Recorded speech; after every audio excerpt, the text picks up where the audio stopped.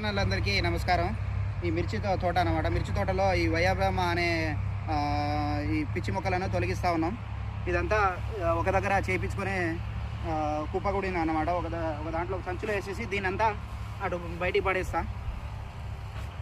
ఈరోజు అయితే ఈ మిర్చి తోట, ఇదంతా మిర్చి తోట కొద్దిగా చూడండి ఎంత కొద్దిగా నీట్గా ఉంది. ఇప్పుడు అంతకుముందు అయితే మొత్తం గడ్డితోనే ఉంటుండే. ఈ వయ్యారి బామ్మల్ని మొత్తానికి దీంట్లో కొందరు పై మందులు కూడా స్ప్రే చేసి పిచికారీ చేసేసి తొలగిస్తూ ఉన్నారు. కొందరైతే ఈ విధంగా కూలీలను పెట్టేసి తీపిస్తున్నారు మిత్రులారా. మేమైతే కూలీలను పెట్టి తీపించినాం. రోజుకు 300 రూపాయలు అవుతుంది కూలికి. కానీ ఇక తప్పదు, మరి ఇంత నీట్గా రావాలంటే ఈ పిచ్చి మొక్కలను తొలగించాలి, మళ్ళీ బయటికి పాడేయాలి. ఈ విధంగా కొద్దిగా ఇక్కడ పడ్డాయి, మళ్ళీ అయితే తోలుకుంటున్నాం. మేము మా అమ్మ చేస్తున్నాం అన్నమాట ఈ వర్క్ని.